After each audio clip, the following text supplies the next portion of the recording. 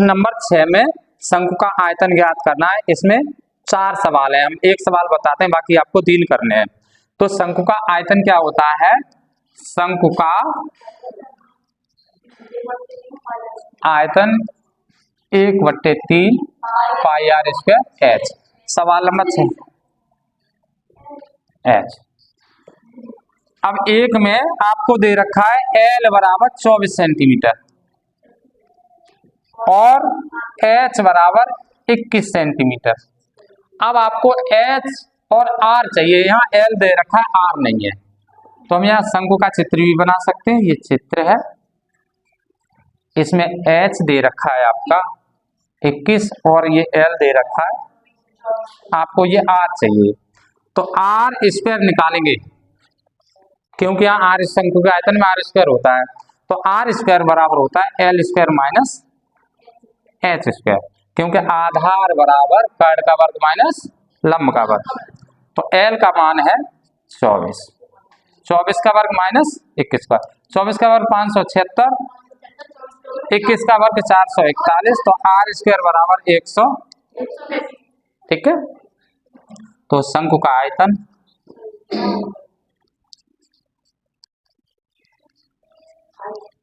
बराबर हो जाएगा 1/3 पाई आर स्क्वायर एच। 1/3 पाई का मान 22/7 और आर स्क्वायर का मान 100 और एच का मान 21। तो 7 से 7 की 21 और 3 से 3 कट गए। 22 का 135 में गुणा करेंगे तो कितना आएगा? 2970 घन सेंटीमीटर या सेंटीमीटर क्यूब। जब शंकु का आयतन पूछे तो हमेशा आर स्क्वायर निकालेंगे, बस हो गया। ठीक है, एक शंक्वाकार बर्तन की धारता लीटर में ज्ञात कीजिए जिसकी ऊंचाई 8 सेंटीमीटर और तिर्यक ऊंचाई 10 सेंटीमीटर। यानी ये कि ये शंकु है और इसकी ऊंचाई 8 सेंटीमीटर और तिर्यक ऊंचाई 10 सेंटीमीटर। अब हमें इसकी धारता यानी आयतन ज्ञात करना है शंकु का। तो आयतन का फॉर्मूला होता है 1/3 पाई आर स्क्वायर एच, यानी आर स्क्वायर चाहिए। तो आपको एल दे रखा है और एच। तो आर स्क्वायर बराबर क्या होता है, पहले लिख लेंगे। एच बराबर 8 सेंटीमीटर और एल बराबर 10 सेंटीमीटर। तो आर स्क्वायर बराबर क्या होता है? L square minus H square, यानी 10 का वर्ग माइनस 8 का वर्ग। 10 का वर्ग 100, 8 का वर्ग 64 बराबर 36। तो शंकु की धारिता मीन्स होता है आयतन 1/3 पाई आर स्क्वायर एच। 1/3 पाई का मान 22/7, आर स्क्वायर का मान 36 इंटू एच का मान 8। तो 1/3 22/7 और 36 में गुणा करेंगे, 8 से 48 की 8 हासिल 4, 8 की 24 और 4 28 बराबर नीचे हो गया 7 की 21, ऊपर 22 का 2 से 88 में गुणा करेंगे, 2 से 88 गुणा 22, तो 2 8 16 की 6 हासिल 1 2 8 16 और 1 17 की 7 हासिल 1 2 4 5, यानी 576। फिर 2 का करना है तो 576 के ऐसे जोड़ दो, 6 7 और 6 13 की 3 हासिल 1, 6 होंगे 7 और 6 फिर 13 की 3 हासिल 1, 63 36। अब इसमें हमें भाग देना है 21 का, तो देखो 21 का भाग देते हैं। 21 तिया 63, 3 का लिया था, ज्यादा नहीं, भाग टूटे की बिंदी हासिल ले, ये 6 आ गया। अब 21 दूनी ज्यादा हो जाएंगे तो 21 से कम, फिर से 21, 6 में से 1 गया और 3 में से 2 गए 1। अब दशमलव लगा लो और एक 0 बढ़ा लो। तो ऐसे देख लेते हैं, 2 सत्ते 14, भाग तो हम बताए हैं ना, तो 7 बार चला जाएगा। 21 सत्ते 7 एकम 7, 7 दूनी 14, 10 में से 7 गए, क्या बचे? 3 बचे और 4 में से कुछ नहीं, फिर एक 0 बढ़ा लो, तो 21 एकम 21, 2 अंक तक निकाल लो बस। तो आपका आ जाएगा 301.71 सेंटीमीटर क्यूब। अब ये लीटर में पूछी है, तो सभी बच्चे ध्यान रखेंगे कि 1 घन सेंटीमीटर बराबर 1/1000 लीटर ये होता है। तो इसे हम लीटर में निकालेंगे तो हम इसमें कितने का भाग दे देंगे, 1000 का, ये हो गई लीटर में।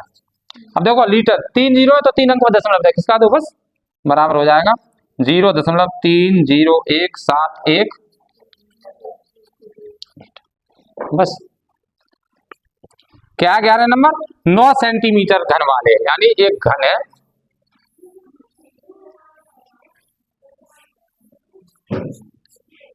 9 सेंटीमीटर का। अब इसमें से हमें एक क्या करना है, शंकु काटना है। ठीक है, तो इसकी ये कितनी हो जाएगी ऊंचाई 9 सेंटीमीटर, त्रिज्या हो जाएगी 9/2, यानी h बराबर 9 सेंटीमीटर और r बराबर 9/2 सेंटीमीटर। तो क्या पूछा है, लंबवृत्तीय शंकु का आयतन। तब शंकु का आयतन 1/3 पाई r स्क्वायर h, तो 1/3 22/7 और r स्क्वायर यानी 9/2 का वर्ग और h का मान 9।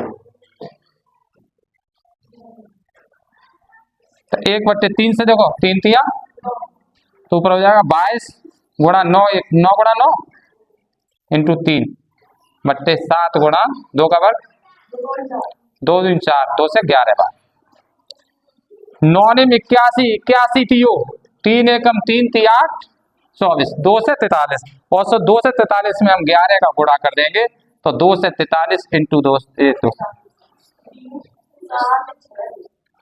ऊपर नीचे हो गया 7 दूनी 14 का भाग दे देंगे, यानी ये आपका हो गया 2673/14।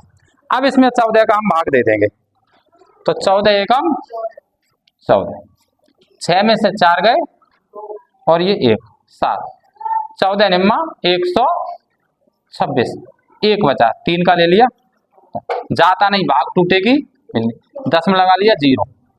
अब 14 का भाग दो, 14 निम्मा फिर से 126, 14 निम्मा 104 0, तो 14 दूनी 28, 14 दूनी